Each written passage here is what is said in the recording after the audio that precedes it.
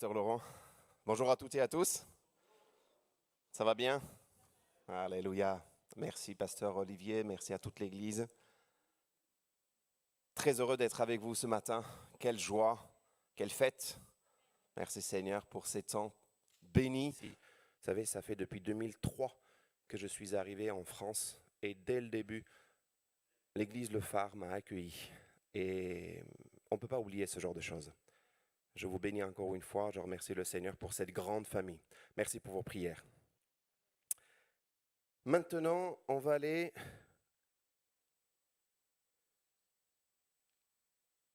dans la parole de Dieu, sans transition.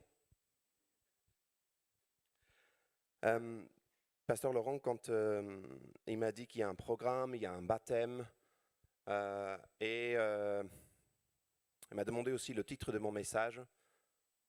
Et en réfléchissant, en priant, le titre que j'ai et le message que je voudrais apporter ce matin avec vous, pour vous, c'est l'amour du Père, l'amour de Dieu qui est différent. C'est un amour pas comme les autres, c'est un amour qui est bien différent. Et en quoi, la question à se poser, c'est en quoi cet amour est si différent? Pourquoi on dit que l'amour de Dieu est différent? Pour ceux qui connaissent l'amour de Dieu, pour ceux qui connaissent Dieu, en quoi est-ce que cet amour peut être différent? Pour ceux qui cheminent, pour ceux qui ont une relation avec ce Dieu d'amour. Beaucoup aimé les chants, les paroles qui ont été donc chantées ce matin, et puis le message même, cet appel, ce feu dans la bouche de notre frère Daniel qui avait ce matin, j'ai beaucoup aimé. Pasteur Laurent disait, là, t'as qu'à juste faire l'appel et puis c'est bon. Merci frère Daniel, je ne sais pas où tu es, que le Seigneur te bénisse. Vous savez, sans aller dans des terminologies théologiques, vous savez, ou aller chercher les attributs de Dieu, je voudrais juste peut-être commencer quand même par dire que l'amour de Dieu est parfait. Vous savez, on ne peut rien faire pour ajouter ou bien pour enlever à cet amour. On ne peut rien faire. Tu ne peux pas par tes efforts faire quoi que ce soit pour enlever ou pour ajouter. Il n'y a rien à faire. Nous, en tant qu'humains, peut-être même en tant que parents, on pourrait dire, non, tu es mon fils, tu es mon enfant, tu es ma fille, je t'aime, même si tu as des mauvaises notes. Pas de problème. Non, c'est pas ça, mais parfois on est attristé. Oui, on peut attrister le cœur de Dieu, c'est possible, mais son amour ne change pas. Parce qu'en réalité, son amour, c'est lui-même, et lui, il ne change pas. Il n'y a pas une nombre de variations en lui, la Bible nous dit. L'amour de Dieu est providentiel, j'aimerais dire ce matin, et le rappeler. Par amour, Dieu donne et se donne. Il donne toutes choses, il a donné son Fils. L'amour de Dieu est sacrificiel, par amour.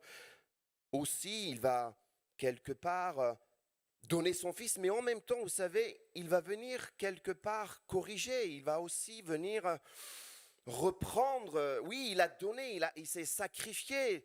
Le Fils est venu, mais en même temps, il nous rappelle qu'on a besoin de revenir à lui. Et par moments, il corrige. Et c'est de l'amour. Son amour est salutaire, il sauve et il protège. Maintenant, l'amour de Dieu se manifeste. L'amour de Dieu s'est manifesté envers nous. Dieu a envoyé son Fils unique dans le monde afin que par lui nous ayons la vie. 1 Jean 4, 9. Si j'avance encore un petit peu, je vous dirais, vous savez, cet amour qui a fait que Dieu n'est pas resté là où il est, mais il est venu jusqu'à nous en s'incarnant, en devenant homme,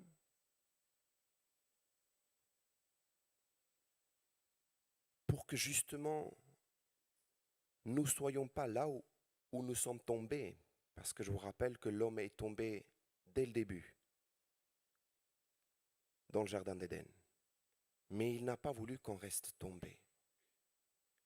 Et le plus grand amour, c'est quoi? C'est de justement venir jusqu'à nous pour nous relever, pour nous sauver.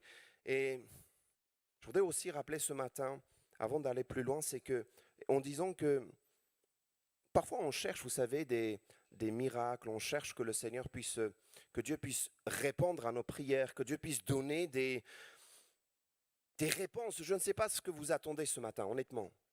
Mais le plus grand miracle, c'est quand quelqu'un change de vie, quand quelqu'un donne sa vie à Dieu, quand quelqu'un dit Seigneur, là maintenant je décide de marcher avec toi. C'est le plus grand miracle. Vous pouvez avoir une guérison, il n'y a pas de problème avec ça. Vous pouvez avoir un travail, vous pouvez avoir le mari que vous voulez, l'épouse que vous voulez, l'enfant que vous désirez. Il n'y a pas plus grand miracle que quand une vie s'est transformée, une vie qui s'est donnée à Dieu et qui dit oui, je marche avec toi. Quand Dieu sauve quelqu'un, il n'y a pas plus grand miracle. Je voudrais ce matin vous parler de l'amour de Dieu, maintenant que j'ai fait une petite introduction, à travers trois histoires. À travers trois histoires qui peuvent être des situations peut-être que nous connaissons, peut-être que nous avons traversées ou que nous traversons en ce moment. Des événements, des situations que nous avons vécues. Parce qu'en fait, si on parle de l'amour de Dieu, même si je vous ai dit des mots, vous savez, l'amour de Dieu est salutaire, providentiel, tout ça, oui, on entend des paroles, mais en vrai, en réalité, ça nous parle beaucoup plus quand cet amour est dans nos vies et dans la situation où nous sommes et nous vivons cet amour. En réalité, c'est cet amour qui impacte nos vies, n'est-ce pas? Parce que si quelqu'un qui dit « je t'aime chérie à la folie » et qui ne fait rien, ça vaut pas grand-chose, d'accord ou pas? Là, j'entends les femmes. Mais nous aussi, on aime beaucoup quand on nous dit « je t'aime, je t'aime ». Mais en réalité, cet amour se manifeste, cet amour est dans l'action, cet amour est dans nos cœurs et dans nos situations. Et je voudrais voir justement ces trois situations, ces trois moments, ces trois histoires même qui sont très bien connues, pour voir comment l'amour de Dieu est bien si différent, parce que nous pouvons traverser les mêmes situations, mais agir différemment. Mais Dieu va faire autrement. Dieu agit différemment. Ça vous est déjà arrivé de laisser tomber une tasse, je ne sais pas moi, une assiette, et puis ça se casse? Ça vous est déjà arrivé ça? Je pense que ça peut arriver. Je ne sais pas si ce matin, en prenant le café, vous avez fait tomber quelque chose, ou bien dans la semaine, ou bien dans le mois. Quand vous faites tomber quelque chose qui se casse, vous dites, ça ne fait rien, n'est-ce pas? Changez. Bon, on achète un autre. Par contre, quand c'est un objet qui coûte pour vous, qui a de la valeur pour vous, là, vous commencez limite vous agenouiller pour aller chercher les morceaux pour recoller. Je ne sais pas si ça vous est déjà arrivé. Il y a quelque temps de cela, mon épouse a trouvé un chandelier. Puis elle l'amène à la maison, vous savez, et puis elle aime et tout ça, et puis elle va nettoyer. Vous imaginez quand quelqu'un vous offre quelque chose, personne ne l'a offert, elle l'a trouvé. Mais elle l'amène et puis elle va nettoyer, elle va essayer de mettre des bougies et tout ça, et puis elle regarde, et puis elle me dit c'est joli et tout ça. Bon oui, je dis oui, parce que j'aime mon épouse. Non, en vrai c'était joli, non, non, non, disons la vérité. Et puis quelques jours plus tard, je ne sais pas comment ça s'est passé, mais le chandelier s'est cassé. Ah mince. Véridique, l'histoire, elle est là, elle peut témoigner. Puis elle me dit, chérie, j'aime beaucoup le chandelier. Tu peux pas trouver moyen de réparer? Moi, je regarde, je suis pas un spécialiste, mais je bricole quand même un peu. Puis j'essaye de réparer, j'essaye de me dire, est-ce que c'est possible ou pas? Je dis, en fait, non, c'est pas possible. Et puis, chérie, tu m'as pas dit ça. La déception totale. Mon chéri ne sait pas réparer les chandeliers. Bon, je vous comprends, je vous comprends. Il dit, ok, je vais réfléchir, je vais prier. Est-ce que j'ai une révélation? Non. J'ai essayé et avec vraiment, j'ai essayé de trouver une solution, je l'ai réparé. Waouh. Waouh. Quel amour. Et ce chandelier est toujours à la maison. Quand vous rentrez, vous venez chez nous, pas tous en même temps parce qu'on ne va pas rentrer. Mais la fois où vous êtes à la maison, je vous montrerai le chandelier est là, avec les bougies. Pourquoi je vous dis ça? Parce que quand quelque chose est cassé, si ça n'a pas de valeur, on jette, on change. Mais si ça a de la valeur, on fait tout pour réparer. Même si on voit les traces, même si on voit, vous savez, les cicatrices quelque part, on va réparer. Alors un jour, oui, quelqu'un a dit, bon, papa, merci pour la vie que j'ai, merci pour tout ce que tu m'as donné. C'est vrai, tu es mon papa, tu m'as donné la vie, pas de problème, mais maintenant je décide d'aller vivre ma vie. Ça peut arriver, hein? Et je dirais, c'est l'histoire de beaucoup de personnes. Dieu nous donne la vie, on décide, on part. On vit notre vie. Super. Mais cet homme, après avoir dilapidé, gaspillé, dépensé tout l'argent, la Bible nous dit, il y a une réflexion. Dans son cœur, il se dit, mais chez mon père, j'ai tout ce qu'il faut, qu'est-ce que je fais là? C'est l'histoire du fils prodigue que beaucoup connaissent. Et il se dit, allez, je vais me lever, je vais aller voir mon papa et je vais lui dire, papa, et puis on essaie d'imaginer cette situation, vous savez, on essaie de dire, ok, quand il marche, il doit se répéter, il dit, quand je vais le rencontrer, mon papa, je vais lui dire, écoute papa, je te demande pardon, j'ai péché contre le ciel, contre toi, et moi je vais être ton serviteur, je suis même pas digne d'être ton fils. Il se répète, quand il arrive, il va dire, vous savez, parfois on essaie de répéter des choses, et puis quand on vient devant la personne, on essaie de lui dire, en fait, vous remarquez que cette personne n'attend pas forcément ce que vous êtes en train de dire, mais cette personne était déjà prête à vous dire, tu sais, je t'aime. Et le papa était déjà là, en attendant le fils, en lui disant, viens mon fils, on va fêter ça, tu es revenu à la maison. Tu as dilapidé mon argent, tu as même dit, écoute, donne, je vais partir, mon héritage. Alors que normalement, l'héritage, on le donnait quand il n'était plus là. Il devait plus être là, mais non, il dit non, non, donne-moi. C'est comme si aux yeux du fils à ce moment-là, il est mort, il est décédé, il est parti.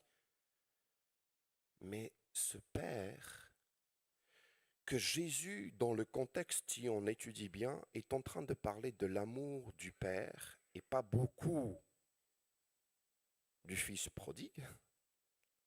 Si on étudie bien le contexte, il parle beaucoup plus de l'amour du père. Et il est en train de parler à ceux qui sont autour de lui, les personnes qui sont représentées comme le fils aîné. Je ferme la parenthèse. Il leur révèle l'amour du père. Combien c'est différent. Alors d'autres parents pourraient dire, écoute, tu as pris, tu es parti, je ne te connais plus. Et quand on fait des recherches, certains disent que quand le fils faisait ce genre de choses, et quand il revenait la plupart du temps, déjà il n'avait plus le droit de revenir, et quand il revenait, on lapidait, limite, il était exclu du quartier, de la communauté, il ne pouvait plus être admis ou réadmis. C'était fini.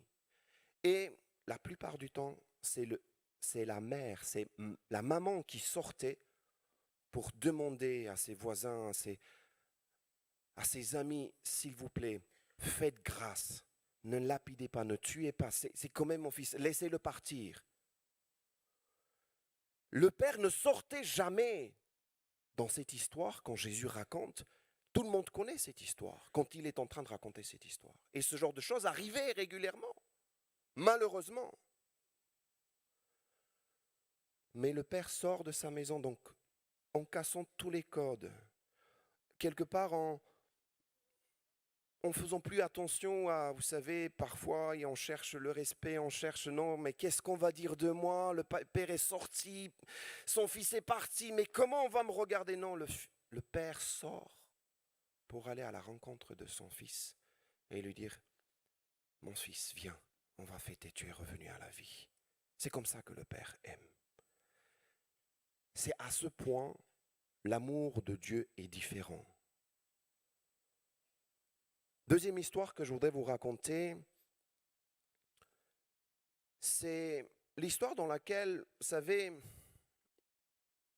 il y a par moments Jésus, il est un peu choquant. Je ne sais pas si ça vous arrive des fois de lire la parole et puis vous vous dites, mais là, ce que tu dis Seigneur, là, c'est tellement choquant, j'arrive pas à te comprendre. Et même, il va choquer tellement les personnes que certains vont laisser, ils vont vouloir partir, ils vont le quitter.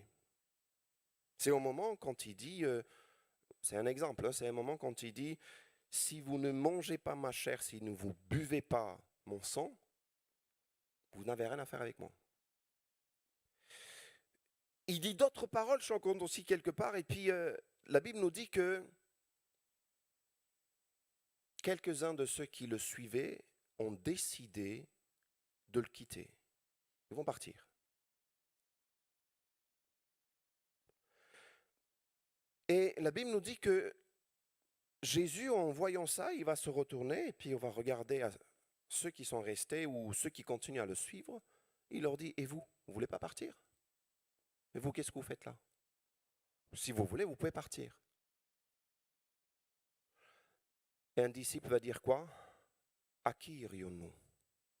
Tu as les paroles de la vie éternelle. Puis on n'a nulle part à aller. Pourquoi je vous raconte cette histoire? Je vous raconte cette histoire parce que l'amour de Dieu ne va pas enchaîner, ne va pas piéger, ne va pas captiver ou garder captivé, mais l'amour de Dieu va rendre libre. J'ai envie de juste poser la question à Élie, est-ce qu'on t'a payé, est-ce qu'on t'a forcé pour que tu viennes te faire baptiser, Élie? Non, hein? Et vous, les amis, est-ce qu'on vous a obligé d'être là? Non. De ce que je sais, les portes sont ouvertes, chacun peut partir. Excusez-moi les pasteurs. Hein. Pourquoi je vous dis ça? Je vous dis ça parce qu'il y en a un qui fait complètement l'inverse. Il y en a un qui va enchaîner. Il y en a un qui s'appelle l'ennemi de notre âme, Satan, le Satan.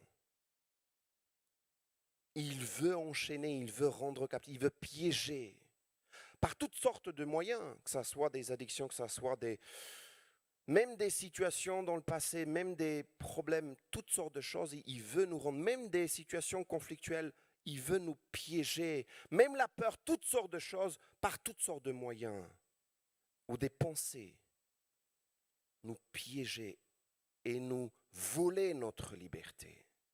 Mais Dieu lui-même, son amour est bien différent. Il veut nous rendre libres.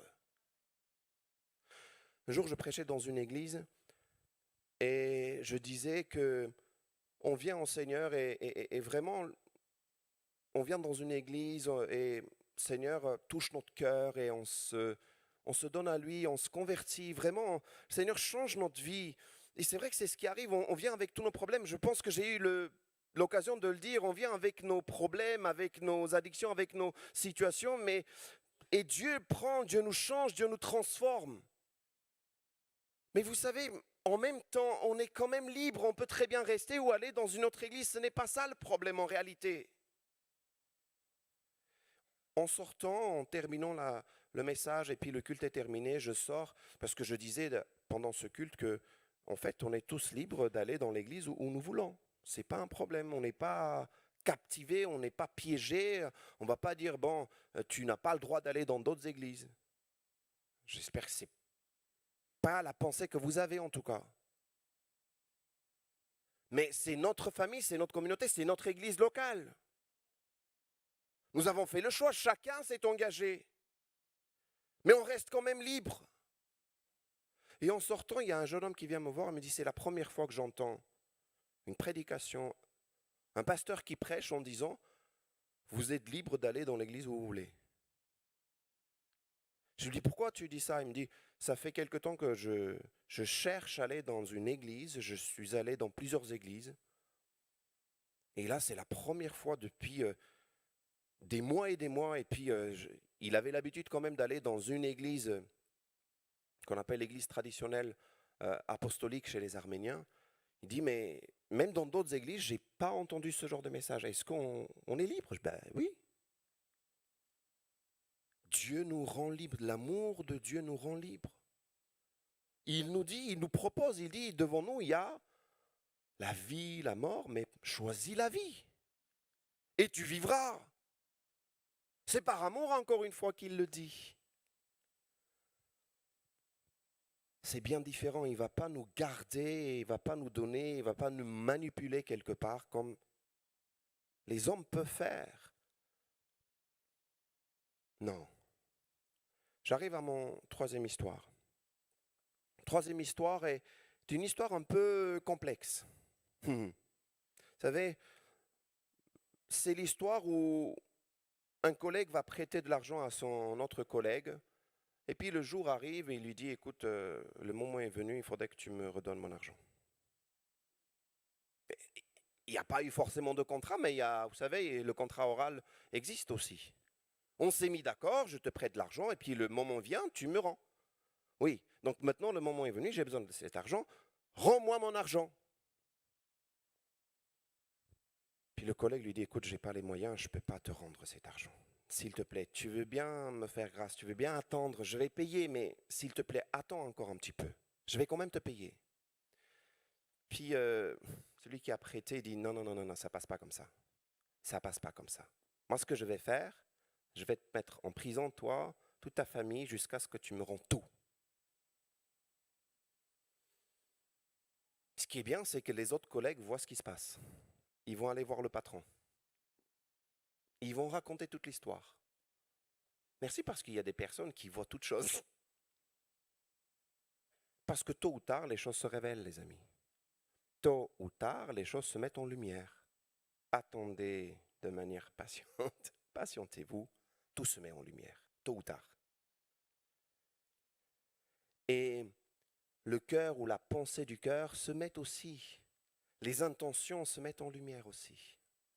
Et ils vont voir le patron, ils disent, écoute patron, voici ce qui s'est passé. Et puis le patron appelle ce gars-là, qui l'a mis en prison, son autre collègue. Il dit, tu te souviens quand moi je t'ai appelé pour te demander de me rendre l'argent que tu me devais? Tu te souviens? Tu te souviens l'argent que tu me devais, mais l'argent colossal. Toute ta vie, si tu voulais travailler, tu ne pouvais pas me rembourser.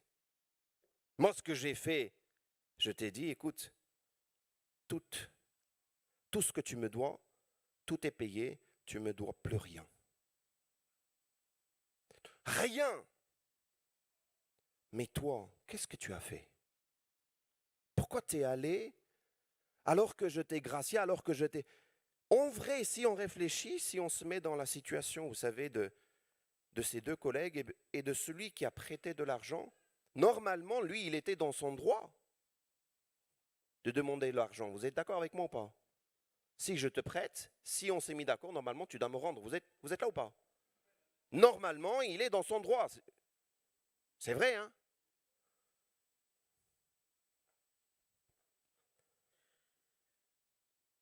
Mais vous savez, parfois,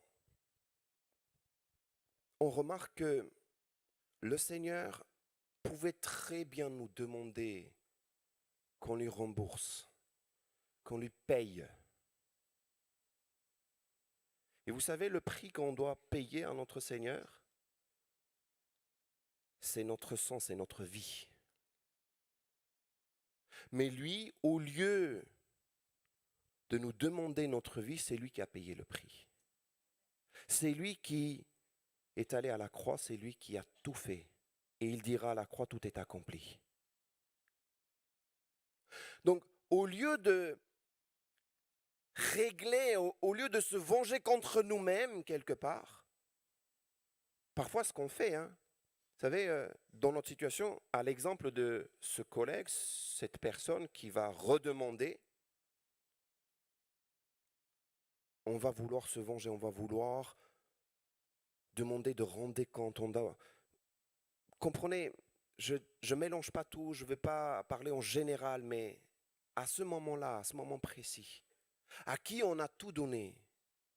On pourrait prendre l'exemple du pardon. À qui on a tout pardonné, à qui on lui a tout donné. Moi, ça m'est déjà arrivé.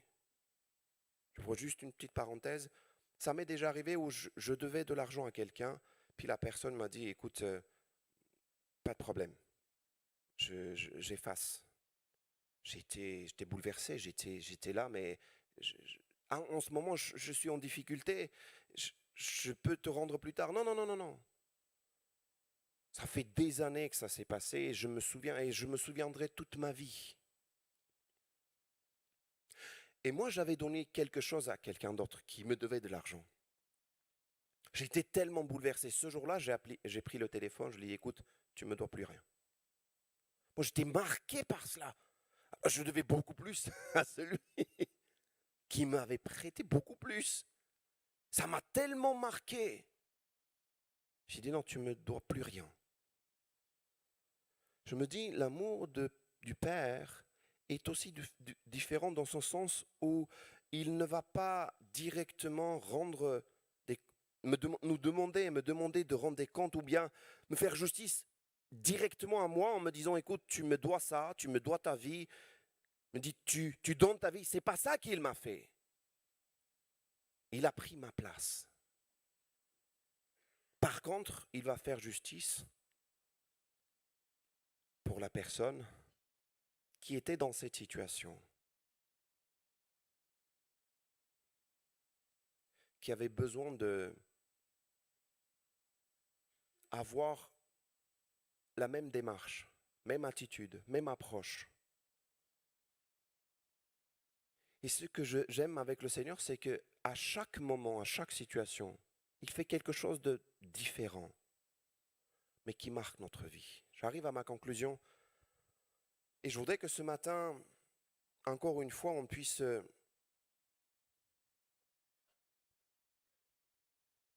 considérer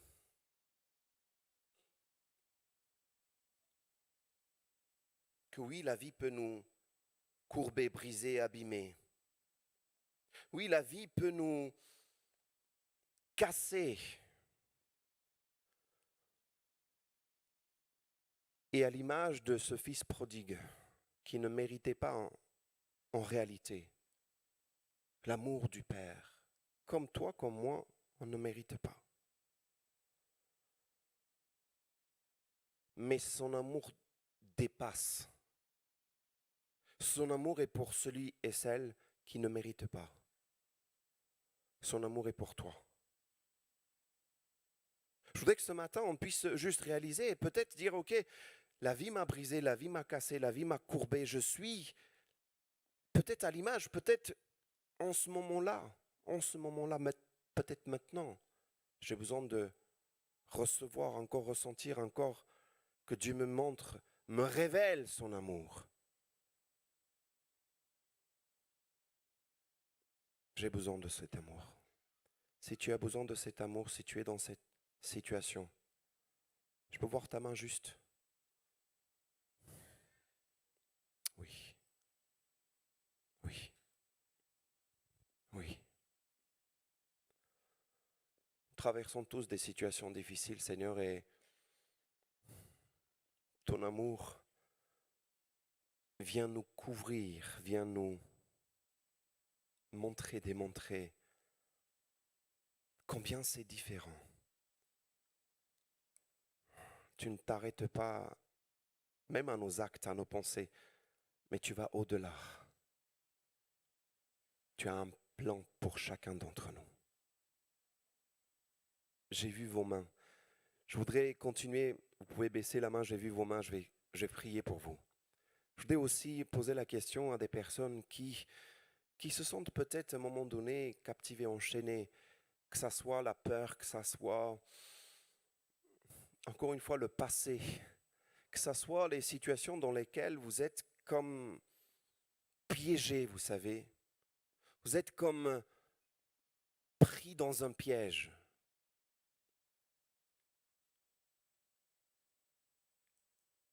Et vous n'avez pas cette liberté qui est pleine. Dieu rend libre, son amour rend libre.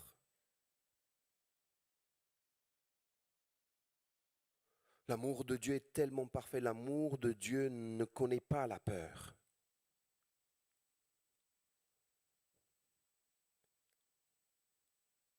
Si tu es dans cette situation, tu as besoin de connaître cet amour ou encore être rempli de l'amour du Père.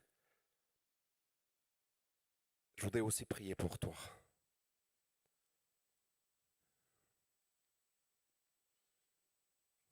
Oui, tu peux lever la main, oui. Seigneur, j'ai besoin de ton amour, j'ai besoin que tu puisses remplir mon cœur, ma vie, mon être entier par ton amour. Je veux connaître ton amour. Je veux connaître ton amour pleinement, Seigneur. Je veux que ça soit ton amour qui me guide, qui me conduise. Et pas mes peurs, pas mon passé. Je veux que ça soit toi qui me conduise. J'ai vu aussi vos mains. Dans cette troisième histoire, il y a la question d'une situation peut-être aussi complexe. Et on veut faire la justice, on veut se venger, on veut peut-être même demander quelque chose. Et vous êtes pris aussi dans cette situation et vous demandez du temps quelque part. Et est-ce que quelqu'un peut entendre? Est-ce que quelqu'un peut faire justice aussi? Seigneur, tu veux bien m'aider. Seigneur, tu connais ma situation. Seigneur, c'est injustement qu'on me critique. C'est injustement qu'on ne me laisse pas m'expliquer. C'est injustement quelque part qu'on me prenne comme cible. Peut-être que vous êtes aussi dans le cas de l'autre personne où vous avez du mal à pardonner, alors que vous avez reçu le pardon. Que vous avez du mal à donner alors que vous avez tout reçu. Vous avez du mal à relâcher alors que tout a été payé pour vous et vous le comprenez. C'est le moment aussi de regarder en face et faire un choix clair, maintenant une fois pour toutes. Je décide. Et tout seul, je ne peux pas, toute seule, je ne peux pas. Seigneur, viens m'aider. J'ai besoin de toi. Je peux voir ta main si cette situation te parle.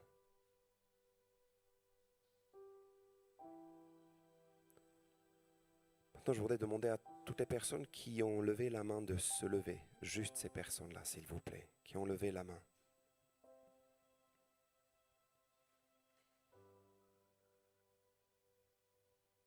Jésus.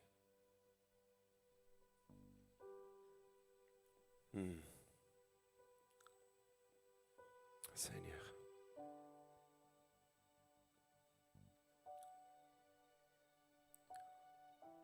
Oh Jésus.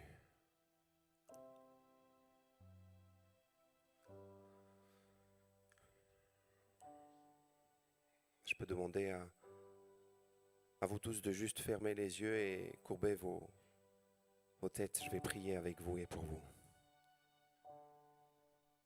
Seigneur notre Dieu, nous sommes nombreux à